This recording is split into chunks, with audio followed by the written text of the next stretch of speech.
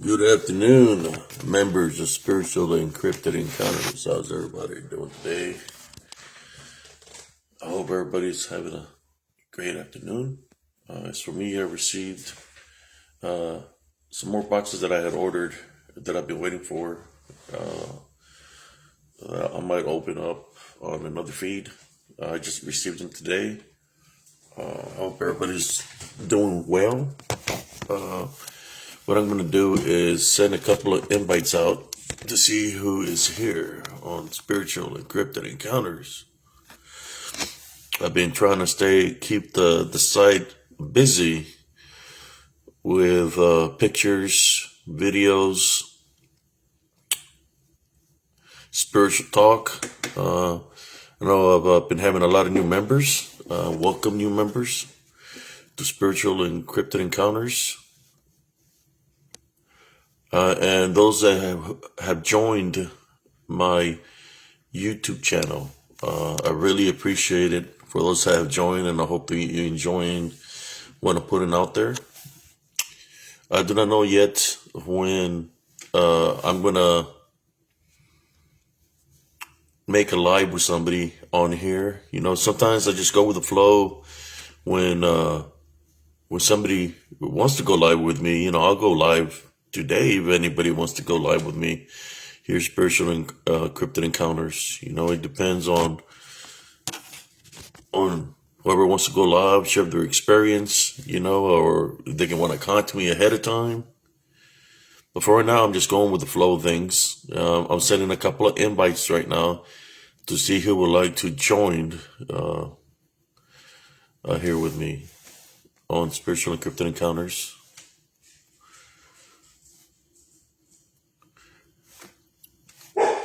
I know there's a lot of members that are on the other side of the world, but I'm here, all alive. If y'all noticed the video that I made, let me see if I can fix this light here so it can shine better. When I made that live, folks, down there in Elms Grove, you know, it takes a lot for me just to go into that area because I already know the things that are going to happen there spiritually. So I know that when I go to the area, that activity is, I already know what's there. Just like I know it's there, it knows when I show up into the area. So activity always comes my way there in Elms Grove. You noticed the video that I placed where you could see the dark shadow being or dark shadow pass right in front of me in the camera. You know, I've been working on pictures. That's one of the ones that I've been working on because I screenshot it, and I've caught a lot of activity within that frame. You know, so just imagine this. This is during the day when I entered into that area. This is like around, it was, I believe, 3 o'clock in the afternoon when I went there. And I caught activity. I think I've caught an activity before in my other pictures. Have you noticed where I'm walking down the path in my old video and they're all around me? This one I got pictures where I caught stuff within the creek this time. Images within the creek. Within the creek, I got images within the other side of the last stop that I made on the video. I got images from that part, from that area also, and also images of the path. You know, there's still activity there.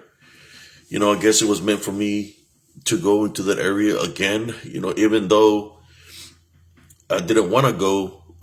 Something within me that day when I woke up, even though I'd spoken to Carlito, you know, and he told me I should go back to that area and do another video. I had already gone there with Herschel and Priscilla and his wife before when I did the video return Elms Grove, but I hadn't gone there by myself. And yesterday, when I went there, Saturday during the day, that was by myself. My wife stayed in the vehicle, and I entered the area by myself, and I was able to show you some locations. There's other locations that I wanted to share with you that are not within that area, but where I believe there's different locations where I got spiritually dropped around the street, around the bend, where I would walk as I would exercise. I wanted to go to that area. There's another area where it's an open space, and there's like a pond, or the pond might be gone by now. I'm not sure, but in that area, that's where I found the den of different dead animals out in the open space, and that's an area I wanted to go to also. But something within myself, after I left the last spot, told me it was meant for me to go home, because in the last area, I feel something in my abdominal area where I believe a spirit might have tried to attack me in that area. And as soon as I was recording, I started feeling weird, and my stomach just started hurting real bad. Very strong abdominal pain. So when I left, I was telling my wife that my stomach was hurting real bad. So we left, and but that's what happens sometimes, brothers and sisters, when there's spiritual activity. It tries to try to find a way in. And I had protection today. I had the black tourmaline around me. I had prayed the Our Father. And I had some natural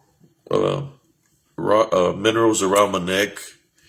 One of the things that I didn't do, because I didn't want to, how should I say, use my senses too much, because I didn't want to open up to that. So I left. If y'all noticed in the video, I had my long sleeve sweater on, so I wouldn't be able to feel, right, what was around me. So, but my senses were still working up here, where I could hear things. I was hearing movement around me. When I was underneath the big tree at the end, I could sense a lot of activity in there. I was hearing things, like somebody saying something. I would have to go look back into the feed to see if I could hear anything, but you could hear, even in the path, you could hear somebody saying something. But I believe I was meant to be there for a reason. The woman, before I entered the path, she was there with three of her children. How you doing, Brother Steve? She was there with three young children. I believe that there were the ranges from 6 to maybe 3. Three young boys, and they were messing in the path. And he gave me a flashback of when, and one of them didn't want to leave the path. And that's how the path can lure you in. It wants to keep you within the path. And I started talking to her, and she said she was new in the area, and she was just in the path. And to me, it's like whatever was there, is how should I say, is pulling her into the path so she can go walk into the path, and she was in there with her children. So she was new. She didn't know about the activity that's there, that happens there. And that's why I told her what I told her. Not to scare her in any kind of way. But when there's children involved, I felt that I had to tell her that. If I wouldn't have said nothing to her, then that would show my character, that I will be a person that don't care about people, but I do care about people. That's why I let her know. Not that I was trying to scare her, but I was worried about her children, because if they're there with her, then one day they might leave the house and might go into that direction, because they know the path now, and anything can happen. You got the creek nearby, and it's dangerous. That area and the park is dangerous, because at any given time, the creek could rise, especially if it's raining. I've seen it rise, brothers and sisters, where I was going to cross the creek one day, right? And it's like a tsunami when the water comes around the bend, and it comes in full force, and it just fills up real fast because the water that comes through there comes from higher ground, so it might be empty. The creek might be empty, but if it's raining further up, when the water comes, it's gonna come like a little tsunami, and it can fill up it can overflow that fast, and it can go into the park, and it'll sweep anything that's within the path. I've seen it sweep up mobile homes. I've seen it sweep up cars, people's porches, and I've seen trash cans and tires, and there's been people that have died within that creek from further from inside Killeen, Texas, where children have drowned. And it takes the children or whoever falls into that creek, brings them all through the creek, in which they pass away. There's a lot of limestone within the creek, sharp edges around the creek. So, and it comes so hard that sucks people down into like a strong undertow. It'll take people underwater. So, and once you're underwater, you're hitting all the limestone that's there. That's it. I remember one time there was this young boy. I was seeing the news, and there was this young boy that lived in Killeen, Texas. It's the same vicinity. Where I live, Killeen is right beside me. I live in between the border of Killeen and Harker Heights. Well, in the news, this boy, the Army, they had a housing area behind the Kmart that was down 4th Street, and there was a boy playing in the housing area by a ravine. He fell into the ravine and the water took him. Well, they were trying to find the boy. They couldn't find the boy, but the ravine led to that creek. So I remember being in my house and I fell asleep, and I seen an image of this young boy that passed through the creek, in my dream, and that he was at a certain location, which was down by Roy Reynolds, which would be the next road over in the entrance of Harker Heights, where there's a bridge, and it was raining real hard, and as it was raining real hard, I had told my brother-in-law, it's like, because I have, you said, premonitions, psychic abilities, or whatever you want to call it. I call them spiritual gifts. But I was shown this image, and when I got up and I said, hey, let's go over here. I think this boy is over here, and let's go get him, and let's go help find his body. It was raining real hard that day. It was raining so hard that, like I said, the creek had overflooded into the park. And I was willing to go over there to where I was shown spiritually where the boy was.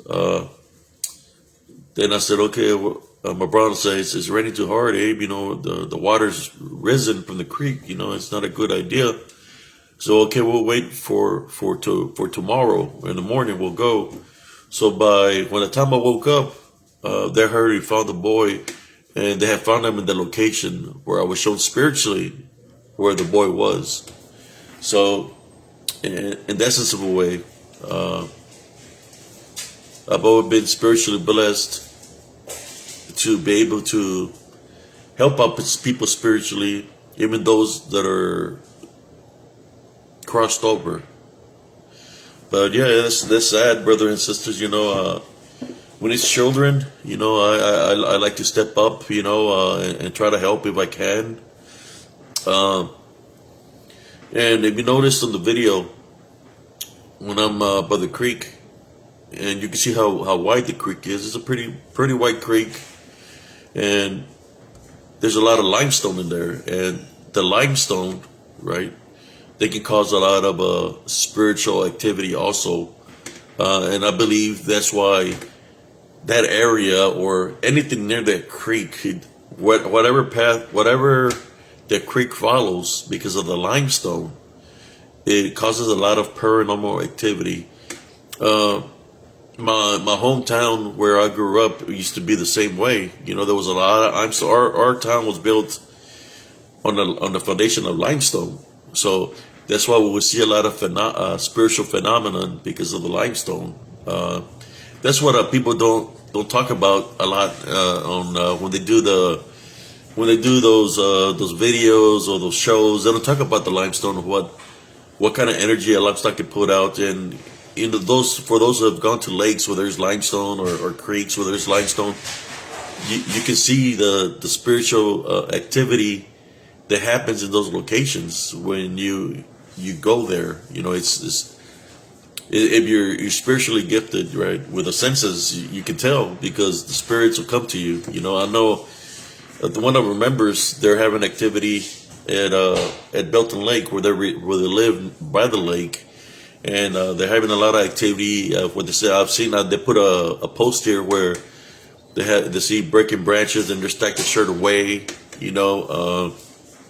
and so some kind of they say dogman activity. I have a picture that has sent me one time of what seems to be a dogman. But around Belton Lake, there's a lot of things that happen. There's a lot of people that died there. There's a certain section, I believe it's by Ridges Falls, where a long time ago the water had risen from the lake, and there was people that used to live down there at a certain area.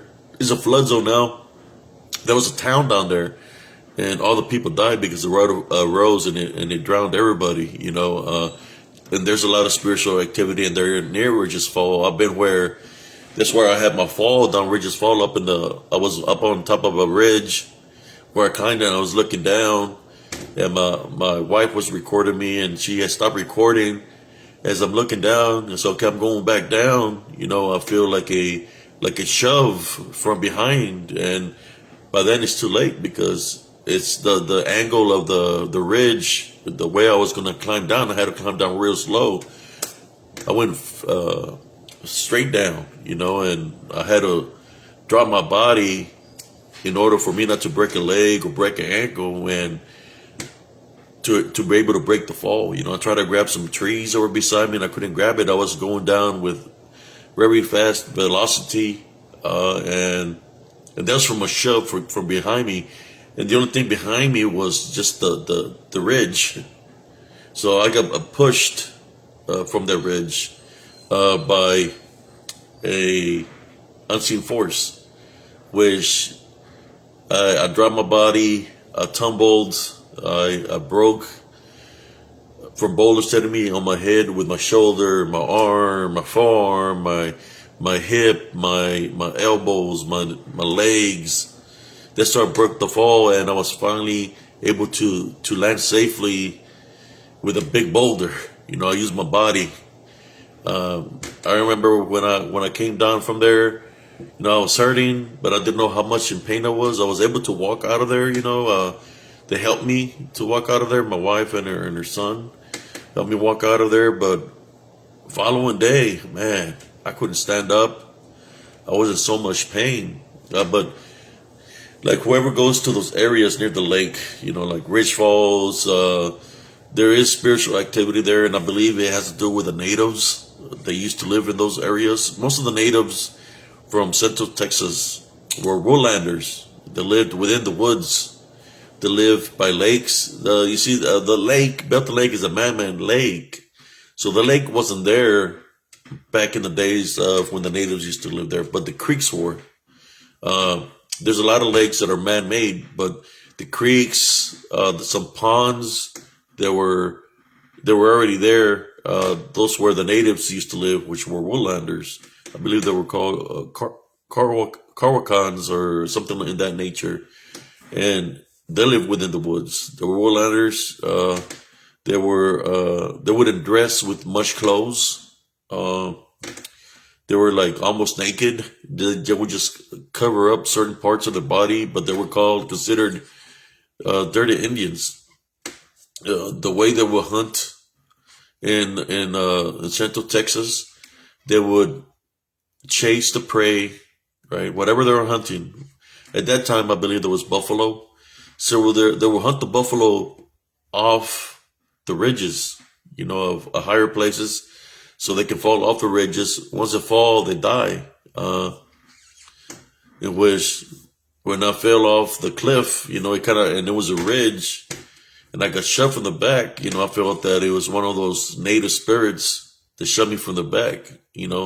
See me as a spiritual threat, and I guess they see me as a spiritual threat because I could see them. I could see their dark shadow being figures when they're in either in figure form or either in beastly form. I believe some of this natives were shamans, or maybe they might have practiced something else into the dark arts, which to me that might have been warlocks of some sort, or witches, in which they have the capabilities now of the skinwalker, shapeshifter, or what people call wendigos. And that's why there's a lot of activity. Like I said, we have a member here. She's putting pictures, but she's afraid to go out there to go investigate, because it's pretty bad. When you're seeing things and it's showing itself to us, because I believe she has spiritual gift, but it's trying to lure her in to go into the woods. So I'm going to see if maybe one day I'll make a trip over to her house where she lives by the lake and do a live from there. I just have to contact her, and maybe we can do a live and go investigate there by the lake. Every time I would go to the lake, I could sense, but like I said, there's a lot of limestone around the man-made lake. One of the stories that I heard from an elderly woman, where I bought a piece of fossil. She gave me a fossil. She said that when they built the Belton Lake, one of the main builders of it was a member of the Dallas Cowboys. I can't remember what his name was from back in the day, and he's the one that helped. He was in charge of the project, and they said that when there was digging, that they found a cave nearby the lake. So they entered this cave, and when they entered the cave, they found like an altar up in there, and they found a statue of an eagle up inside the cave with it. So it was somebody's, either the natives, something dealing with the natives. So that's what they have found, and they found some artifacts in there, I guess. But they say that they blew it down and continued the project, so they covered it up. So within the lake and all of Central Texas areas, there's a lot of spots, if you were to look into it, where there's dots, and all those dots signify where natives used to live at one point in time. And on Fort Hood, well, it doesn't matter if it's Fort Hood, Killeen, Belton, Temple, Salado, all those areas, natives used to live there. So this is why I believe there's so much activity where I used to live. And even here, where I'm living out in Temple, sometimes, like I said, I'm spiritually gifted, and I'm able to see things spiritually, the shadow figures, sometimes they come around the house, but I keep my house protected. But for right now, this is a work that I'm doing. Whoever seen the videos was my cousin Victor. May he rest in peace. He was trying to bring in the spiritual aspect through what he knows through the Bible to compare with my stories, and he would say, Brother Abe, cousin Abe is saying the truth. I can compare it right here in the Bible. And he had the spiritual knowledge of knowing the Bible the way he did. But we were doing that to bring the reality out of it, so people can understand that what we're dealing with, some of the things that we're dealing with is not real flesh and blood. It's something they used to, well, they still exists in spirit, but they have the capabilities to shapeshift, to change into any form. That's why you got the legends such as the Deer Woman. For anybody knows who the legend of the Deer Woman is, maybe I'll look it up and I'll put it on here. We got the legend of the Deer Woman, where it was a native woman that she had passed away in a lake or something like that. But this native woman, they call her the Deer Woman, is a spirit where she targets men that are being unfaithful, to their wives. So she'll come up to them, and I've heard stories of where she came up to, like, for example, truck drivers, and she'll look at them. She's real pretty, beautiful, at truck stops, where she's so beautiful, and the guys are on the road, and some of them are married, and she wants to be with them, but what they don't know is that they're looking at the beauty up in the face, and as they're looking at the beauty in the face, they're not looking at the feet, and that's where the beastly form is at the feet, so when she lures them, and if they don't see that her beastly form, that's when she gets them, when they're being unfaithful. Me and my nephew, Rick, we had noticed one evening, there in Elms Grove, and I can relate to that because what happened to me and my nephew Rick in Elms Grove one evening, we were talking outside. It was like around one. This after a flood that had happened. The water had already receded, and my friend had left his home. His car was not runnable, so he left to go stay somewhere else because his home was all wet, was damaged, from the flood. So we see somebody or something like a black mass walking by his vehicle towards his mobile home. So we thought it was somebody that was trying to break into his home to rob, So we went down there to go investigate, and we was trying to see where the person or the mask went through, and we were like, "Hello, is anybody here?" We're walking around his mobile home, and in between the mobile homes that were there, out of the darkness, there was this woman that came out of the darkness. She had a shirt that looked like a deer print, and she was very beautiful. And she was just smiling at us, coming out of the darkness. And she looked straight at me, and I was like, "Ma'am, can I help you? Are you looking here for Brother Dave?" And she didn't mention his name or nothing. She just looked at me. She was, like I said, very beautiful. And the first thing she said was, "Can you give me a ride?" And she was just looking at me with her beauty, right? And I was like, "Ma'am, I don't even know who you are, but I'm just trying to find out what you're doing here. Are you looking for Brother Dave?" But she wouldn't give me an answer. So then she looked at my nephew with a smile, and she asked him if he could give her a ride. And he's like, "Ma'am, I don't even know who you are.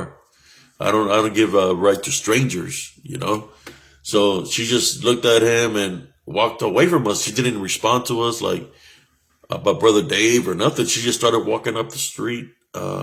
What we noticed is her leg. It was the right leg was twitching. It was twitching so fast, and it was moving like this. And I was looking at it, man, what? I never seen somebody move their leg that fast, So it was like taking form. Like, I guess she didn't get enough time to take full form or manifest itself into the shape of the woman, that the right leg, as it was twitching, you could see a deer leg twitching, and it was moving. So I would consider the deer woman as a shapeshifter, right? So she started walking up the street real fast, and we were running after her. And by the time we went up to the hill where I live, there's a little hill, she wasn't even around the bend. So by the time we ran to the stop sign, which was the exit of the park, she was already on the highway and moving real fast. But we knew that wasn't a regular person. So the deer woman, the legend of the deer woman, she's a shapeshifter, and she likes to lure men, right, that are being unfaithful, and that's how she spiritually attacks them and gets them in that manner. I'm just talking about legends of things like that of the deer woman, and she's known many names, in which it reminds me of Hispanics or Mexican folklore. There's one called the Llorona, which in other countries she's called something else, but it's dealing with the same thing. It's dealing with a woman that takes a beast. That she's a beastly form, but she manifests herself to a beautiful woman, and she targets men that are being unfaithful, and that's how she gets them. That they don't see her feet that are beastly when she's in. They're too focused on the beauty, and that's how she lures in the men in that nature. But yes, shapeshifters, brothers and sisters, they do exist here in Central Texas area because of the natives that used to live in the area. But I remember when I would see that kind of activity when I was in the military, when I was on Fort Hood, stationed in Fort Hood from 90 on to 99. I was there for like about 9 years, stationed on Fort Hood. I was with the 1st Cavalry Division, and I would always see activity on base and off base when we would go training out there. I would notice there's dark shadow figures within Fort Hood and off Fort Hood on the ranges where we go train. I would notice this werewolf-like creatures that will come to the edge of the forest that will be standing up as we were doing gunneries when we would train at nighttime, and I could see them. My tank commander seen them with me as we were going to go get evaluated, and we looked at each other. By the time we looked back, they had faded out, which to me, shapeshifters or something demonic, if it just disappears in a blink of an eye, that it takes form and disappears in a blink of an eye, it's got to be something of that nature. It's not like we heard it, we seen it move or break branches or nothing like that, because we've seen animals out there where they break branches, which is like cougars. We've seen the wildcats. We've seen different critters out there that they break the branches because they're here in the flesh. Well, this creatures or beings that we see, they wouldn't make a noise. They were like in stealth mode. They was always around watching us, which, it brings me to the point of when we talk about the watchers or something. That's what it feels like, right? You hear it when people talk about a Bigfoot, that they feel that somebody's watching them through a window, or they see the eyes looking or peeking through the window. And, to me, they're called watchers, right? Which will lead me to disembodied Nephilim, the watchers. They were here on the earth, right? At the beginning, they had the watchers that were looking out for the women and the men. And those watchers that were just looking, they slept with a woman, in which they created the Nephilim, right? And then the flood came, and the Nephilim became disembodied Nephilim, which we know as demons, in which they roam the earth trying to find a host because they don't have a body, right? So they're spiritual beings, the demonic beings. They roam the earth to try to find a host. That's where people get spiritually attacked, spiritually possessed in that manner because they're finding a host. But at the same time, since the watchers created them, you could say that they're a form of a watcher where they're looking, they're staring, they're watching our moves of what we do, they're just looking, trying to, whether they're looking to try to sense it spiritually of what we're about, or trying to find a host, like that day that I was there, I felt something try to spiritually attach itself to me. Prayed on the way out of there. That's one of the reasons that I kind of don't like to go into the area, because I already know what's there, and it's not a good feeling when you feel a certain way afterwards. I did it just to. Sometimes I'm like, is it really worth it me going into the area, even though I've survived my encounter, and I've been there already 2 times, but sometimes the reason I don't want to go into the area because I don't want nothing to follow me to where I live now. I moved out of the area for a reason. But if you look at the footage that I got, and I'm working on screenshot pictures because I recorded all the way through. So when people say, "Hey, how come the picture is blurry?" or this is because it was never a picture. It was a video that I recorded. I didn't have time to to get off the live that I was doing. I had to move fast because I know how sometimes those energies that are around that you notice the one that passed right in front of me in the video, they'll drain your either your energy or the energy of your equipment. That's what it targets, and it likes to drain that. And it can happen that fast. They feed off of energy, that's what they do.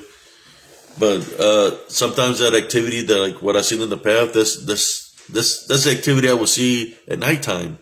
You could literally see this dark shadow figures coming out of the boat line at nighttime, and they're roaming the park. You could see them in the park at nighttime, and there could be like 12 to 16 strong roaming in the park, coming towards the mobile homes.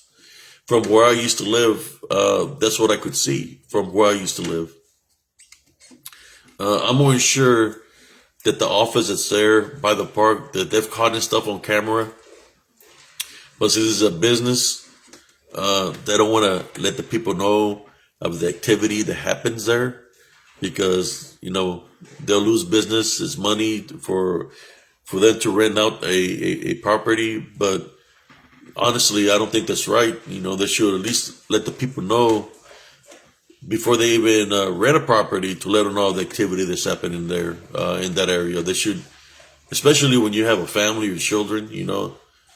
I wouldn't want to set somebody up, because that's the way I felt. I got set up to be in an area where there was that kind of activity, plus a flood zone.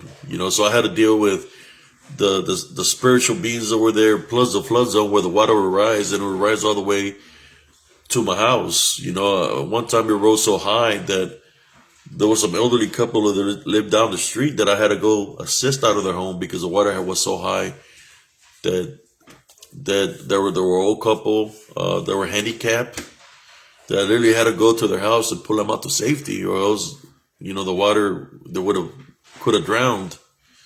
But yes, there's a lot of spiritual activity there, brothers and sisters. And I do have pictures that I'm working on. It's just when I go into that area, it takes me a while to, I guess you could say, recuperate. Like today I worked out, but I still feel a little bit drained, even though I did not use my spiritual senses to sense. Like you noticed in the video, I had a jacket on. I didn't want to use my spiritual senses to sense everything that's around me. I didn't want to feel spiritually, because I already know that I would sense something in nature, but I could hear. My other senses were working, which was my hearing. I could hear the movement around me while I was in there. But it was, I could hear some stuff down the path, but where it was hotter actually was underneath the big tree. I could actually hear movement in there around me, and I could hear somebody saying something to me. So as I was there for a little bit, and I could hear all the whispers, as they come like in whisper form, and they're saying something. That was my cue to say, you know what, it's time for me to get out of here. So when I left, I wasn't afraid, but I guess it tried to attach itself to me, because my stomach started hurting real bad when I got out of the vehicle. I did the sign of the cross. I said nothing's welcome to follow me.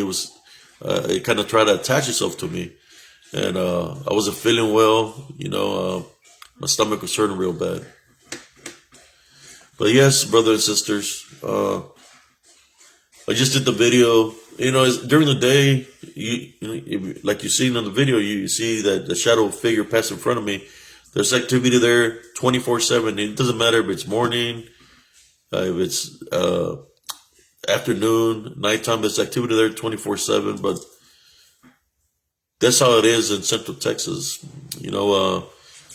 On the other side of town, I used to have a house down Heather Glen area when I was a NCO in the military, and there was activity that would happen there too.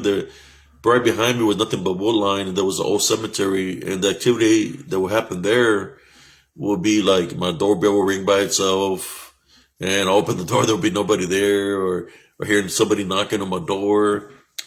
Nobody there. When I open it, I hear somebody whistling like they're in front of my door, and when I open it, there's nobody there.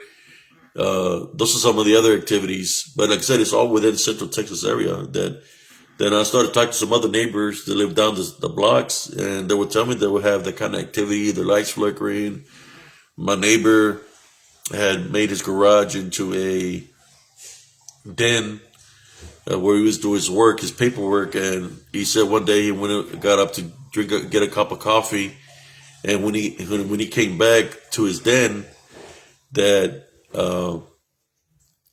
there was a little girl, Indian native little girl, sitting in the middle of his den, just looking at him, and the way she looked, it looked like she was not here, she was dead, like somebody had drowned her, and when I seen him, he was outside, and he was smoking a cigarette, smoking it real fast, and he's like, neighbor, it's all right, I'll tell you something. I said, sure, go ahead, man.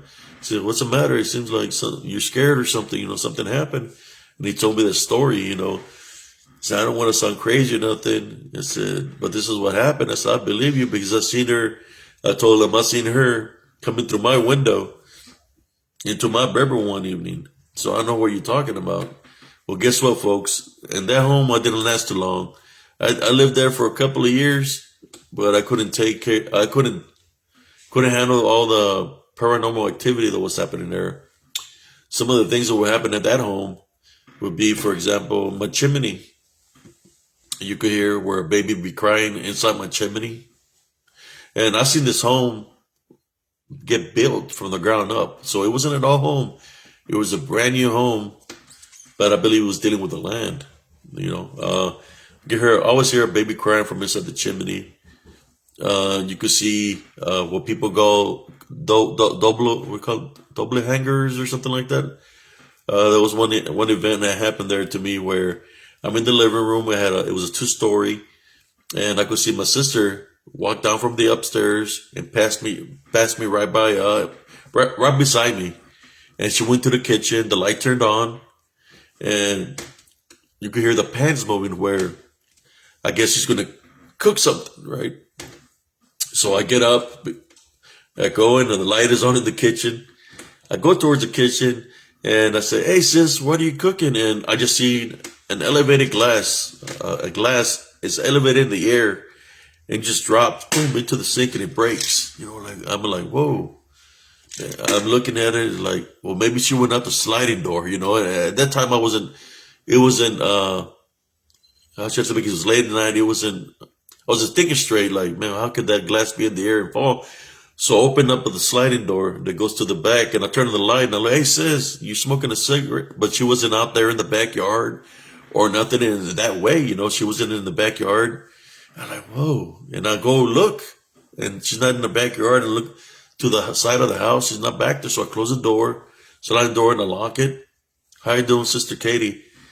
So I go back in the kitchen, through the kitchen, because it's like it was the living room and the kitchen is right there in the same place. It's like an open space. So I go upstairs, and I'm kind of nervous, because I'm trying to figure out what's going on, and I knock on the door, and nobody's responding. I say, hey sis. So I stick my head a little bit. Hey sis, are you awake? And she's like, hey. She's waking up out of her sleep. I said, are you okay? I said, yeah, I just woke up. She's like, I just woke up. You just woke me up. What's going on? So I thought you were cooking something. I said, I ain't cooking nothing. I was asleep. So it's like whatever I seen coming from upstairs to downstairs into the kitchen is either what people call a double hanger, I don't know, something hanger, or a possible shapeshifter. Like I said, they could take forms in that nature, right? I mean, whatever it is, it was an energy that manifested to look like my sister, and it was capable of elevating a piece of glass in the air over the sink and dropping it. So whatever was there, it had the capability. And what was the final draw for me of that house was when I was asleep. I was having this dream where this this Black Panther was pawing me on the head, hitting me on the head.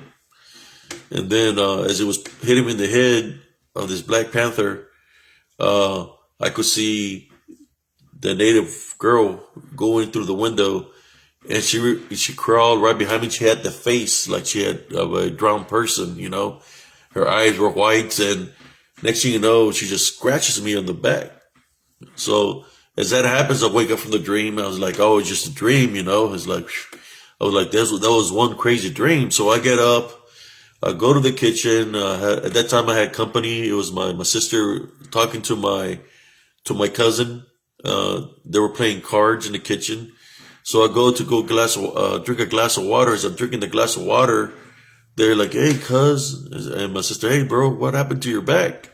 So right down the center of my back, I had 3 scratches all the way down the center of my back. So that was kind of the cue for me to say, you know what, I'm going to get out of here. No, and I left that house. You know, I stopped. I talked to the people, and I gave it back to the people that I bought it from, because I couldn't handle that activity that was happening there. It was pretty bad. But I had the marks on my back, and like I said, this is something I've been. I'm gonna say I'm always in tune with what's around me spiritually. You know, I've been like this for a very long time, since I was a child, that I'm able to assist people. You know, I like hearing people's stories. Where when they're telling me like, hey, Abe, there's some activity happening in my house, my children are being spiritually attacked.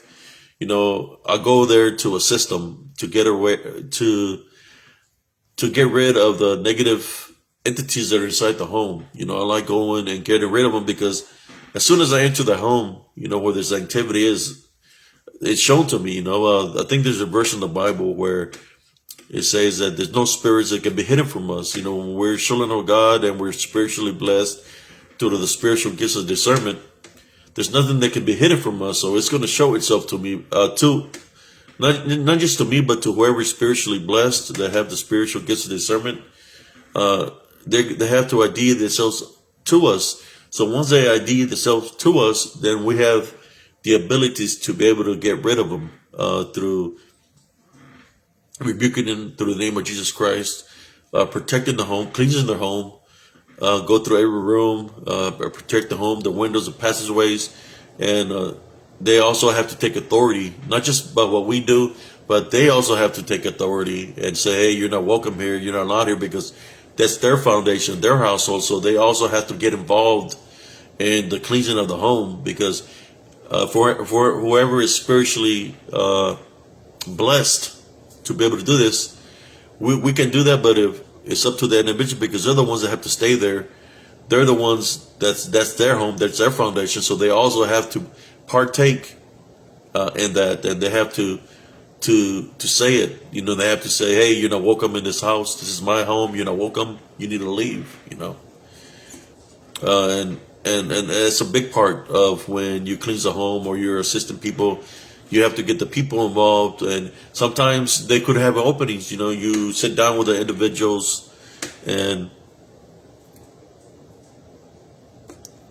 so even though I'm in the UK, you help myself and friends here. Oh, you.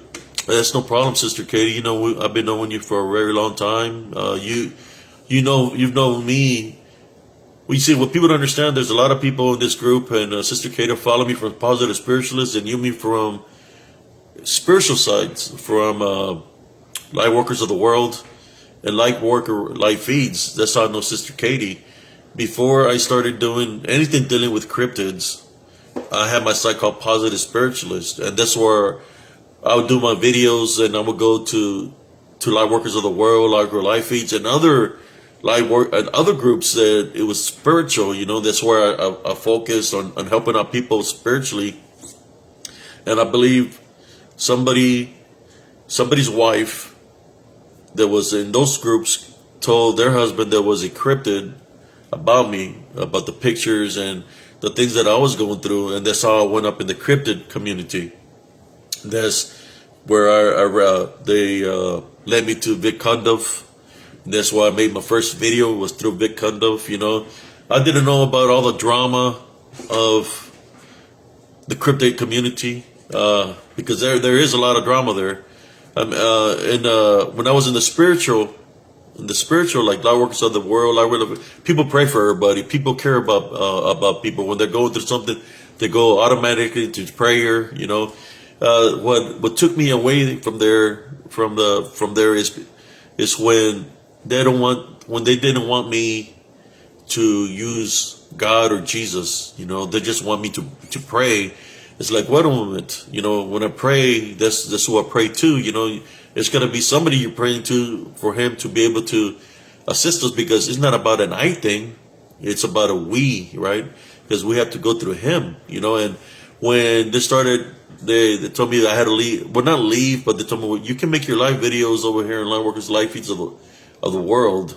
So I started making videos there, and everything was going fine. And then they came there again and told me not to say this, that. It's like I felt that if I agree to the rules, right, and take God out of the equation, Jesus Christ out of the equation, then I'm disobeying the Heavenly Father, or I'm going against what I believe in. So I left Workers of the World, Light Workers of the Life Feeds, and that's where I went up here, with the group is called Spiritual Encrypted Encounters, right? And Positive Spiritualist. I still have Positive Spiritualist, but I've been working here more than Positive Spiritualist. There's some other personnel that they're there, and I just share my feeds to there.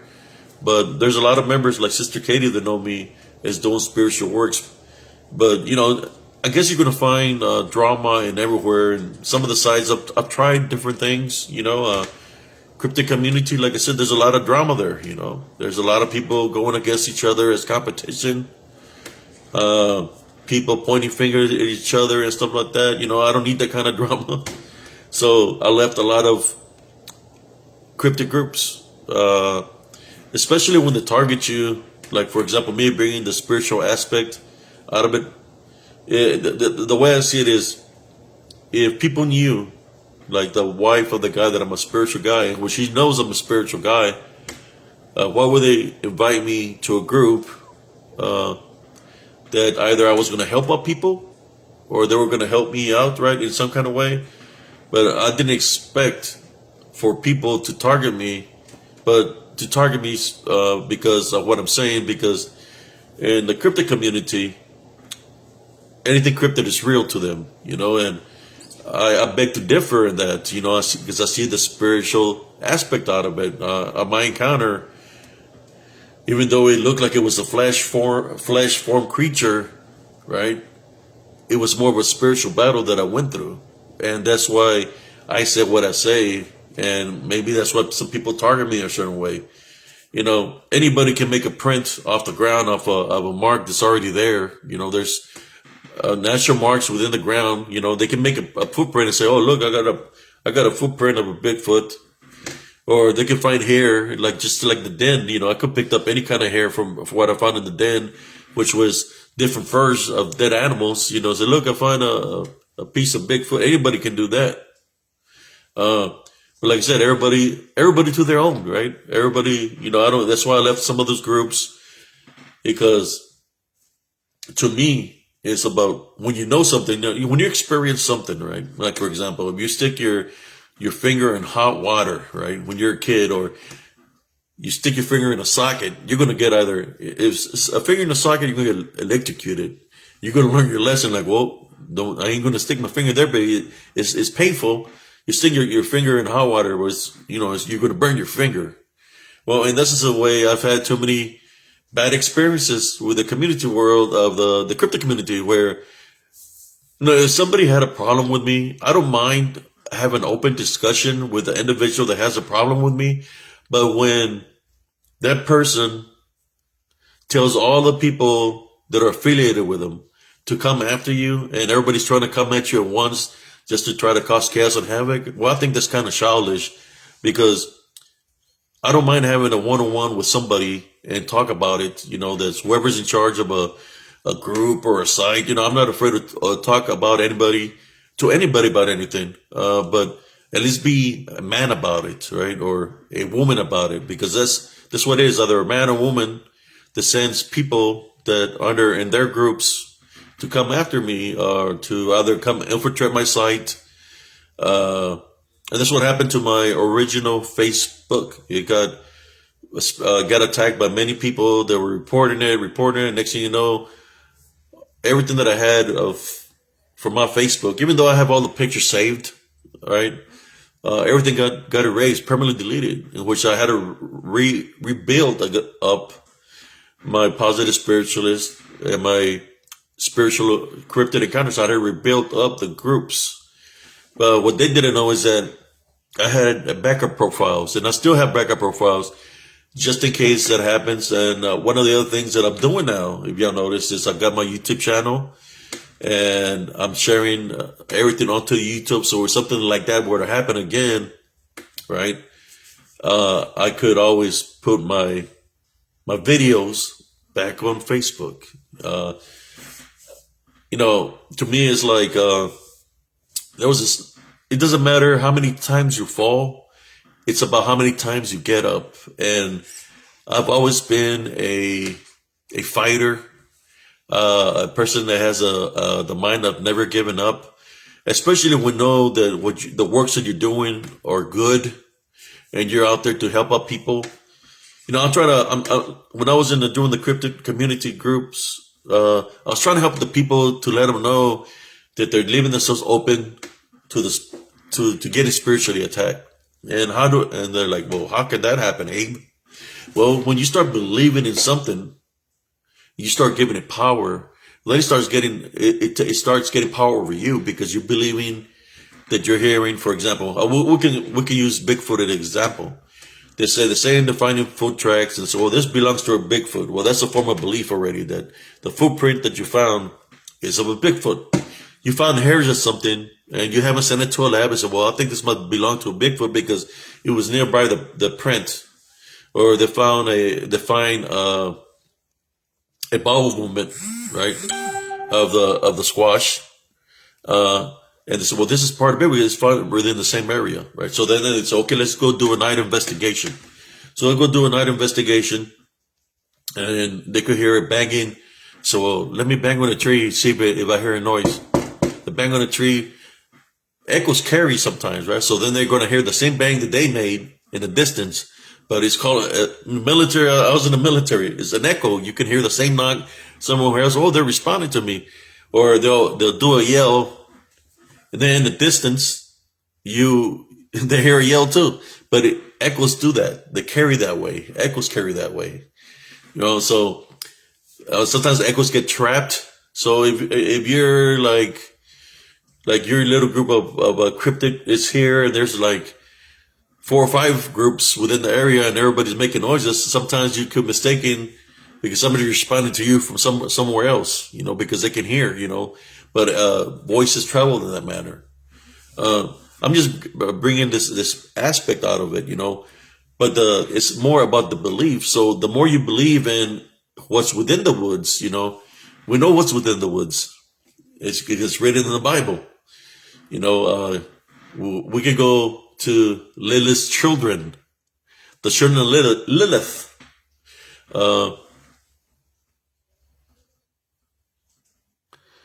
Yes, sister, but I'm not worried about it. I know sometimes people don't understand because they might be being bonded, so they don't understand where I'm coming from. But that's okay. But if I can free and open people's eyes to look at it in a different aspect, then if I can get one person to see it my way and say, you know what, I need to stay away from this, because the more I'm looking into it, more activity's happening, not just to me when I'm out here in the woods, but it's following me to my house now. But that's what they do. It follows you to your house. Now my children are seeing these things, and my family members are witnessing these things, peeking through the windows, or they're catching this activity. It's because the person was the head of the household, right? So that attachment or the fear went onto him into the house. So then it comes and attacks the family foundation. And they just don't want that individual. It wants everybody within the household. That's why activity happens at the house.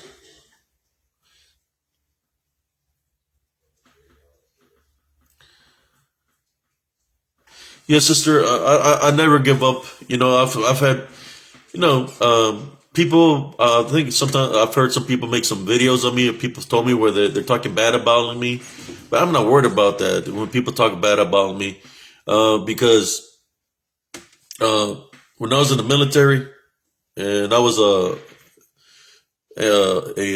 climbing the ranks in the military is a lot worse. People are literally get in your face, and you have to follow orders. So, and being in combat and all, I've seen a lot of things that somebody saying something bad about me is not going to hurt me. It might upset me a little bit, but I'm not going to dwell into too much. I might say something back to the individual, or how should I say, when people call out somebody. But I haven't been doing that. I don't like to dwell in anger or hatred or anything like that. It's just people don't understand my point of view, and I'm not gonna mock somebody or make fun of somebody within the group or put somebody in blast in any kind of way. I'm just talking to y'all right now of why I do the works that I do, and I'm getting all this proof and evidence, like the video where you see the shadow being passed right in front of me. That's the proof that there is activity there within Elms Grove, and it's during the day. Maybe one evening, if I get the right equipment to be able to record at night, or if anybody that's viewing this video, if any ghost hunters, right, people that hunt ghosts that have that kind of equipment, if y'all want to go visit Elms Grove, you're more than welcome to come visit Elms Grove. I'll show you where all the activity happens, and maybe you can catch somebody or some of this activity on camera. And you're gonna hear. The only thing I can say is be spiritual ready. Do your little prayer. Whatever you do, there's some people that don't pray. But I've seen people that have taken people out there in the past when I used to live there, where they didn't believe in a higher power, and they've been spiritually attacked. They've had the energy drain. There was one where she said she could, what do you call it? Travel in a different plane, out of her body. She got spiritually attacked, and she got, bumps all over her face, her body. I had to literally carry her out of the entrance of the path where she fell down, where she got chased out of the path by a giant red orb. I had to literally pick her up and take her to safety.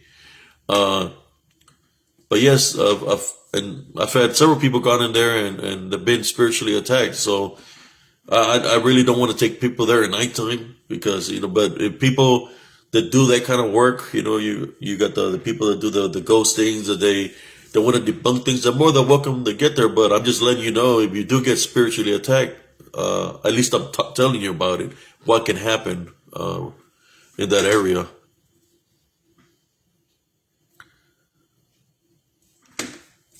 Yes, Sister Katie, I know there's just times, there's, I think, one time when I had the COVID, when I had the COVID, that I found out when I had the COVID, and right before my episode on This Woods Are Haunted Season 3, Episode 2 came out, that there was a certain individual that had been talking bad about me. Supposedly he had COVID, but if he had COVID, right, then why would he be talking bad about me, So it made me wonder if he even had COVID at all. But he was talking badly about me.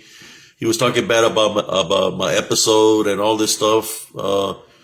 So I was sick. I couldn't respond to the guy, and he had people that were, I guess I call them trolls, or people that were under him, coming into my site, because at that time, Spiritual Encrypted Encounters was a public group. So people were just coming in, infiltrating, and saying all kinds of stuff on my thing while I was sick.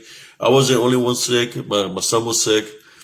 So, when it took me a while to get back, almost 2 months, a month and a half, just to get my composure back, and when I came back, then after, I was still feeling sick. I defended myself, and I told the person off. Well, not literally him off on there, but I just sent a message because I knew that the message was going to get his trolls were going to report back to him, right? But after I did that, it's like, you know what? I said, I don't need to be playing his game. So I still have the video, but I never moved that video over to YouTube because even though right now I'm a spiritual guy, and that's why I want to be who I am right now. Within me, where I've been at in combat, I'm a whole different person. You could say I'm a jack of all trades. Because this other individual, he's challenged people to fight. He talks about he'll pull out on his videos and say sign the waiver. Even though because he's a big guy.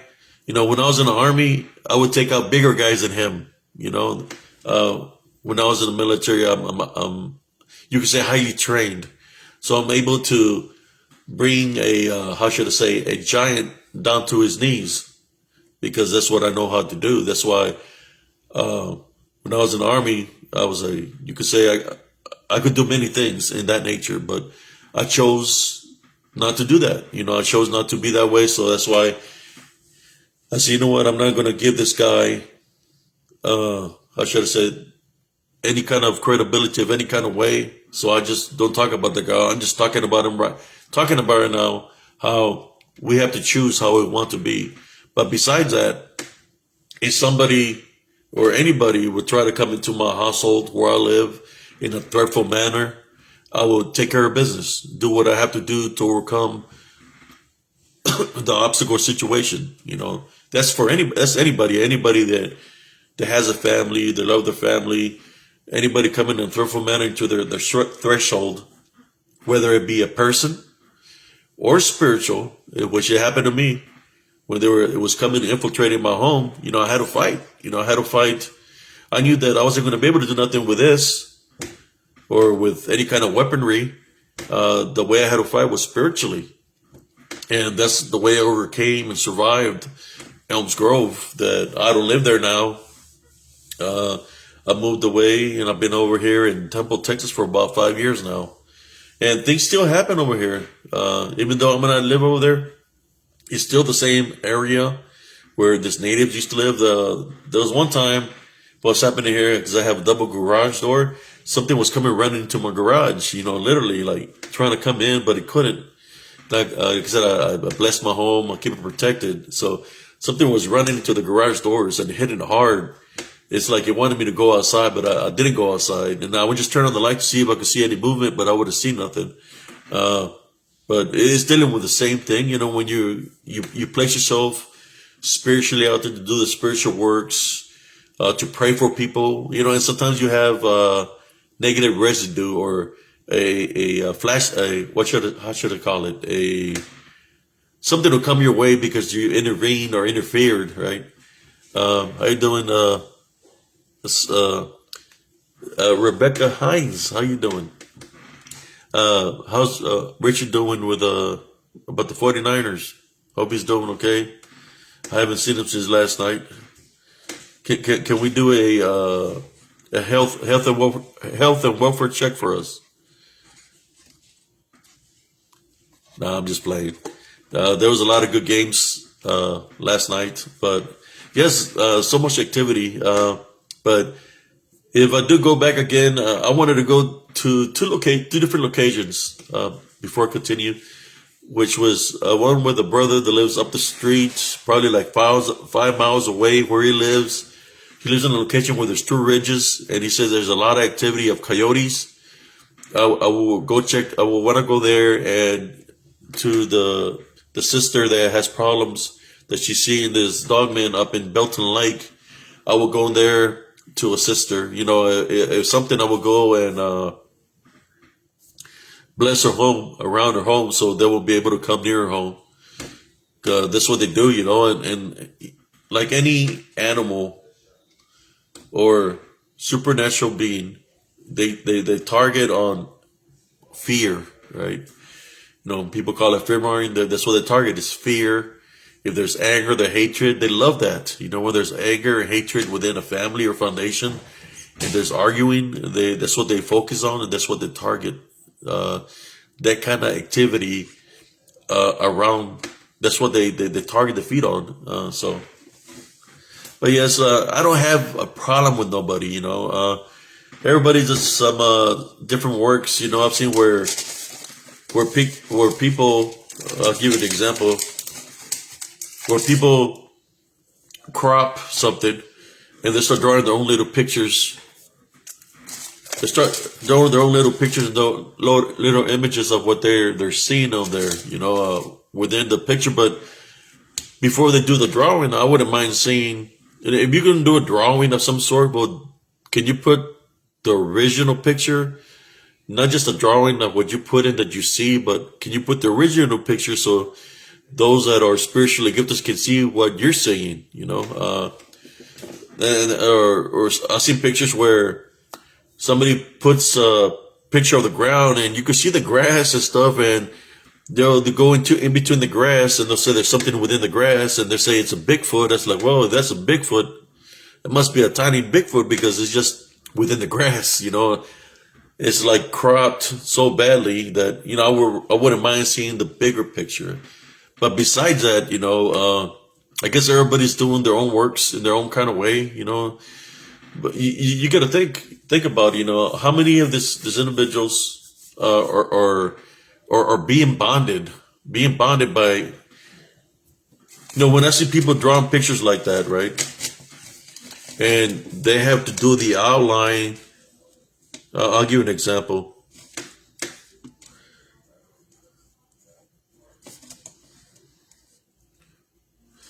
They have to draw a little picture, and they're saying they see that, but if you look at the regular picture, you're not seeing that. You just see a picture.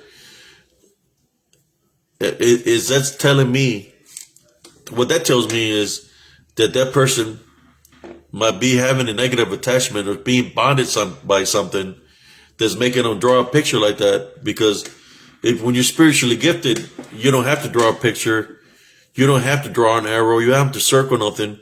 The only reason sometimes I circle something or draw an arrow to something, and one of the things that I've been doing is using different filters, because not everybody's able to see that in the spiritual.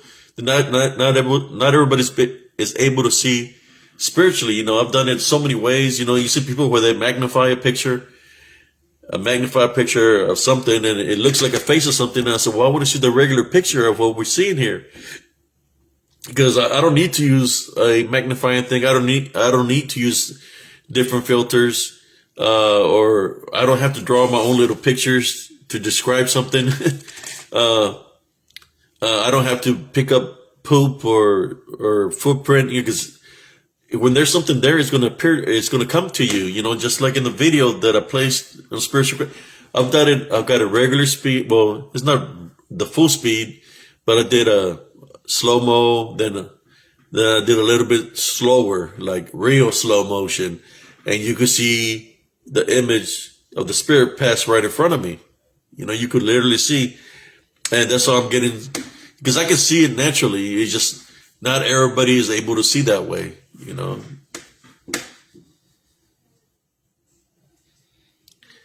Yes. And when I say these things, it's not to make fun of nobody, but I just want to see the whole picture. Who wouldn't want to see the whole picture, right? Just like in the video, I placed the video and you can see the thing pass right in front of me, right? And there's people that say, some people say they put a like, that they see what they're seeing. I heard, I had some good compliments, and there's some people that say they don't see nothing.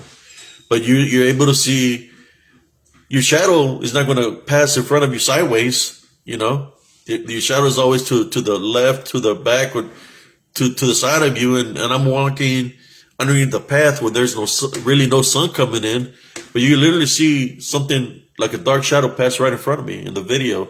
Then let me do the reenactment. I lowered it to slow motion, and you're able to see it because it's moving fast. So I lowered the slow motion, and it's still moving at a good rate of speed, but you could see it pass in front of me and goes to the right in front of me. It's there.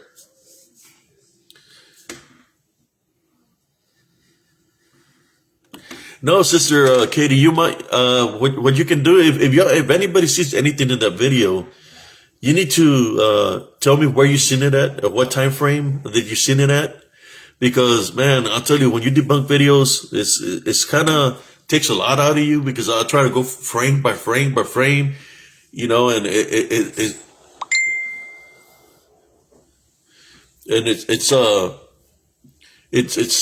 much time consuming, right? When it comes down to that, it's like yesterday. That's what when I was watching the football games, I spent all day debunking that video frame by frame by frame, and I was going in the slow-mo frame because in the rapid frame I wouldn't be able to see everything within the video because I'm moving fast. So I lowered down the frame by frame, and I was able to catch all kinds of things. And I haven't worked on it. Like I said, it took a lot of energy out of me, so I feel good right now. So I'm gonna work on a couple of pictures, and I guess I'm gonna title them pictures from the new video or of Elms Grove or something in that nature. And I'm gonna place them. I got a lot of pictures that I captured within the video. That when you look at the video, you're like, well, there's really nothing here. But I have the pictures of what I captured in the video when I was walking along the park, on the other side of the park. I got some images from there. I got some images from the path and the entrance of the path. When I walked into the path or coming out of the path at the very entrance, I got some images there. And I got images when I was at the last stop of when I went into the other woods. There's images from there too. I just need to work on them. I've been, how should I say, re-energizing. I've been resting, re-energizing. I tell you, man, it takes a lot out of you.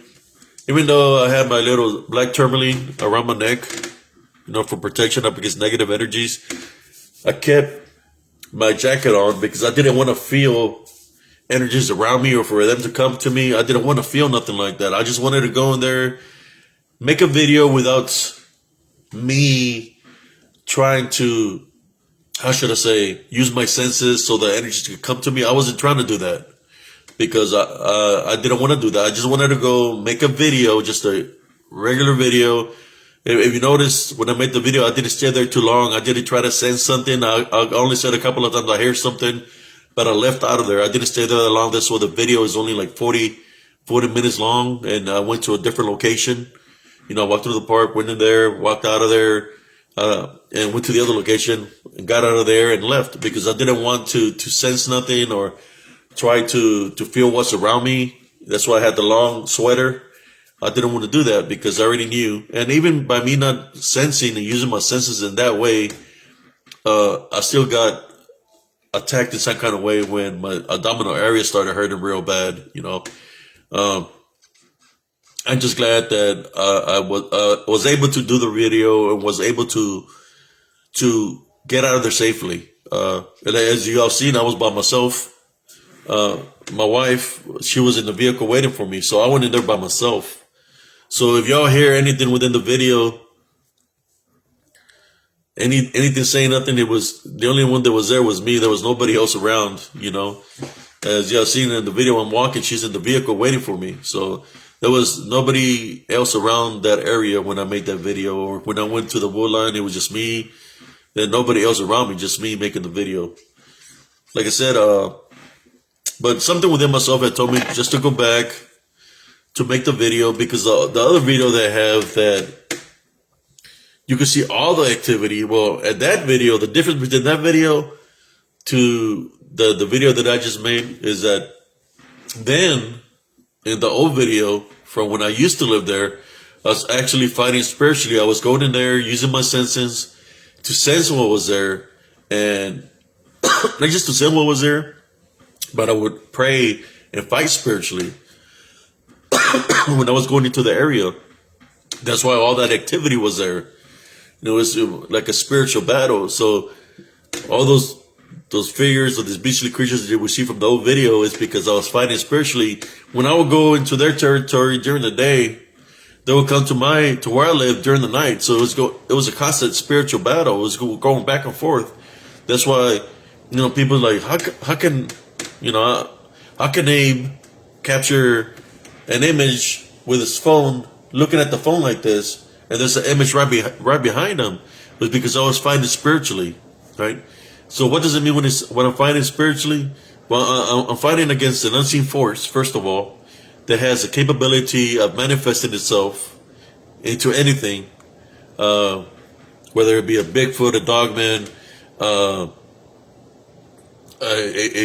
a form of a person, a form of a shadow figure. Well, it has the capabilities. So that's what I was battling with. It was something that was in spirit, that I was dealing with. That's why I would go during the day, and they were manifesting right behind me.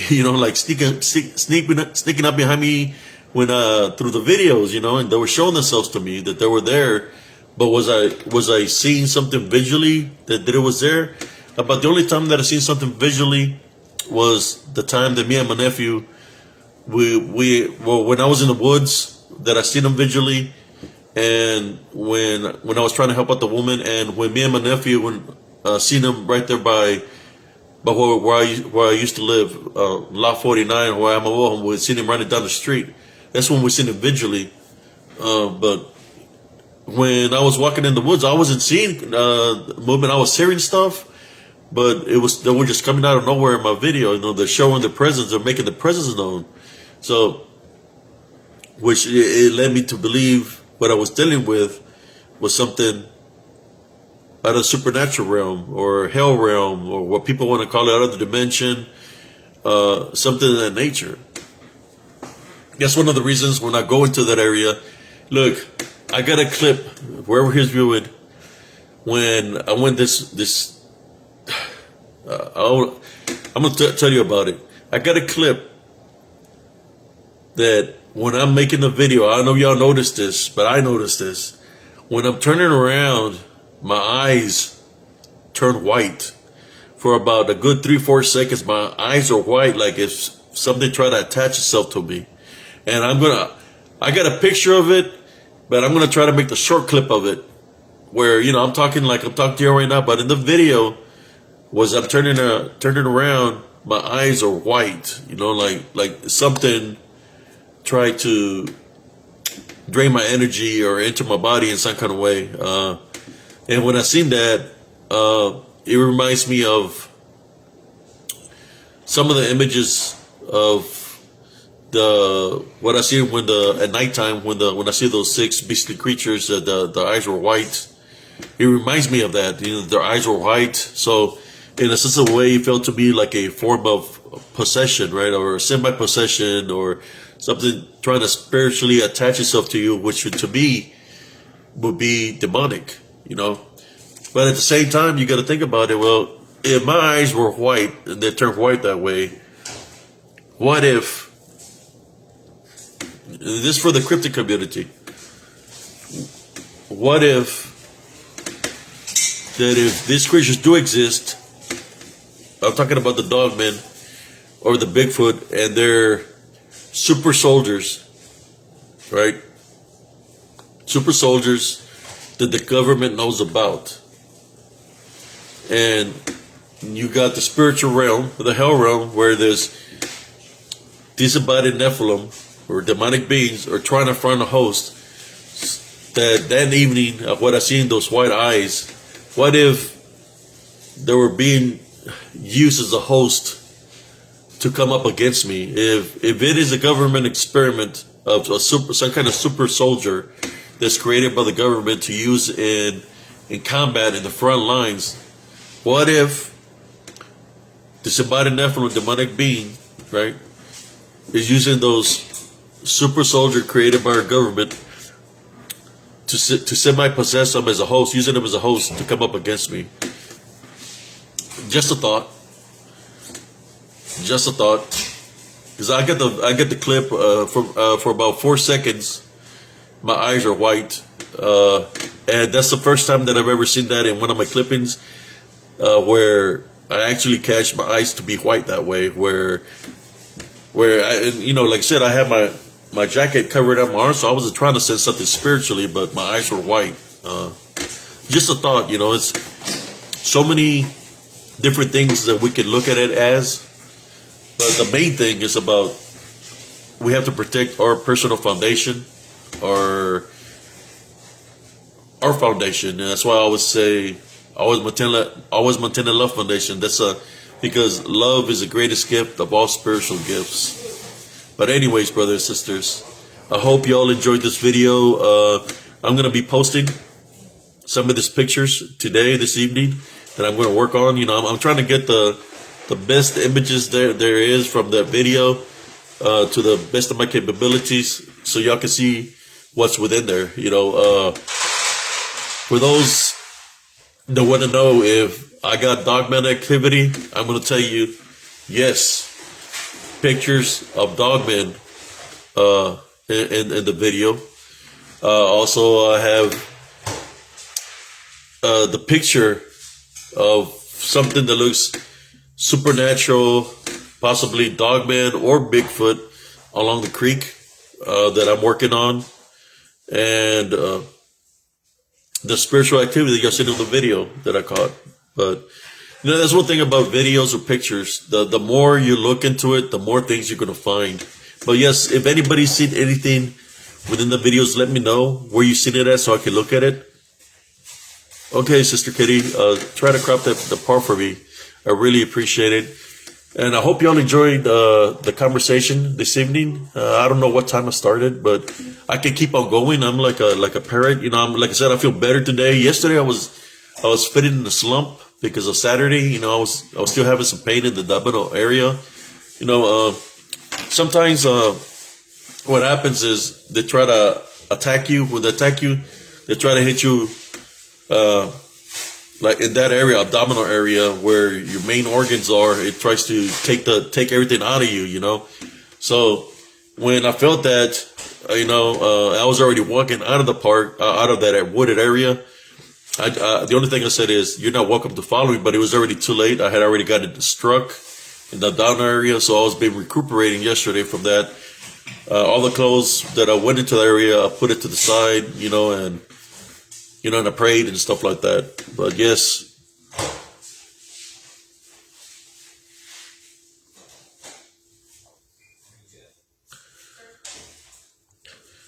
Yes, you're right, Karen Blue. It's afterwards like a picture. I got a picture where every time I see the picture, I always find something different.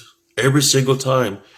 Sometimes, I believe whoever you used to watch cowboy movies back in the day, I remember natives that didn't like taking pictures because they say that a picture would trap your soul, right? And in that way, when my videos or when I take a picture, that's what you see is trapped souls or whatever's trapped within the picture, you're able to see. And if there's a lot of paranormal activity, all the things is the picture's going to constantly change because of what's trapped within the picture. But that's when you know that whatever's there was something there when you took that picture or the video, because it's going to constantly change form within the picture. That every time you look at it, you're going to capture something new within the picture. That's when you know that there is some activity there, because the picture's never going to look the same. There's certain parts of the picture that's going to change all the time, or you might find something and then you look at it like a month, three months later, you're going to find something else, and vice versa in that nature. But yes, today I had done my workout, and I don't know, I just still felt kind of drained from out there, and I just took me a nap, woke up, and I'm doing this video. But I hope y'all enjoyed it. I'm trying just to talk to y'all so y'all can know what I'm trying to do. But yes, I'm going to continue to do the works that I do. Like I said, I don't have no problem with nobody. Even with the people that draw little pictures like that, I don't got no problems with y'all. And I don't got no problem with you at all. You do you just like I do me. But, I'm not trying to troll nobody. I got my own agenda, my own works that I'm trying to do. Just like I know the people that do the cryptid, they're doing their own works. I'm doing my own works my own way. When I bring the spiritual aspect out of it, I'm not trying to disrespect people that claim to be doctors of the research, or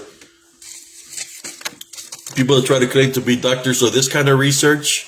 You do you just like I'm doing me. I'm not trying to troll anybody. I know that's why I got my own group.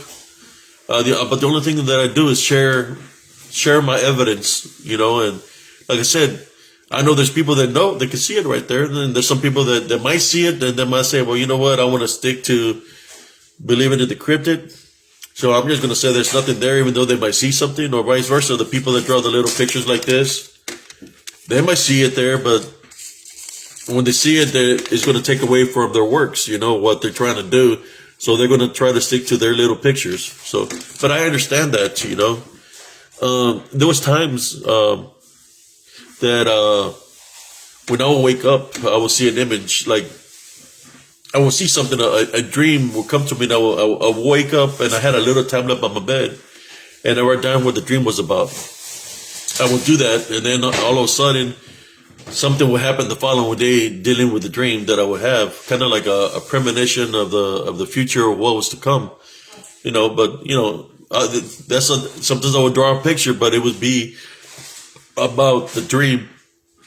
And maybe that's what they're trying to do. When they draw a picture like this, they're drawing the picture of what they're sensing within the picture, and that's what I'm thinking they're doing. But I would think it would be a better way if you were to sense something of the picture, to talk about what you're sensing, what you're seeing. For example, if you're seeing a woman, or what they're saying, or to go with a picture, instead of just drawing a picture, but to say what the message they're trying to sense. I feel that you might be spiritually gifted in kind of when you're drawing the picture. So when you're drawing the picture, you should have a story to the picture to make it more, how should I say, believable, right? Instead of just drawing a little picture,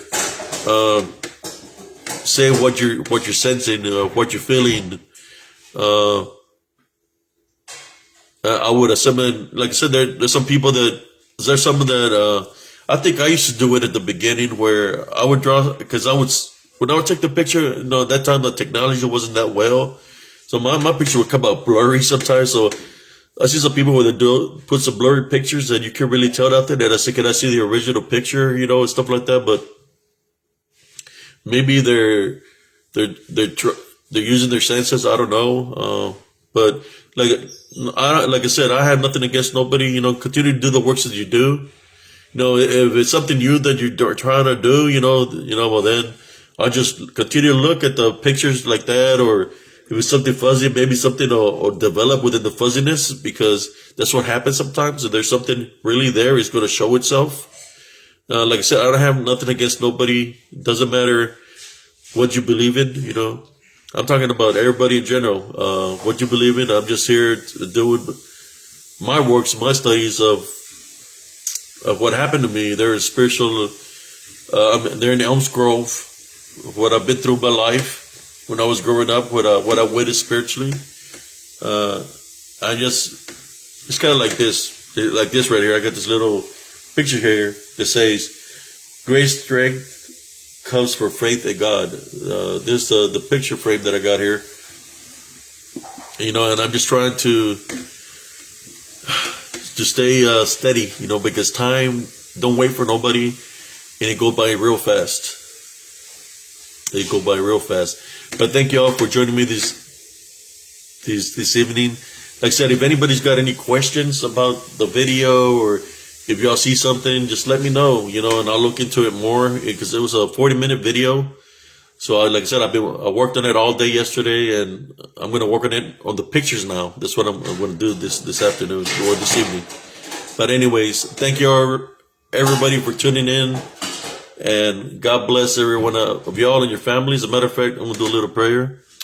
Heavenly Father, at this time I would like to pray and go into prayer to protect all my friends and family, members here of Spiritual Encrypted Encounters, Positive Spiritualists, and any other sites that I share this with, for you to continue to protect us,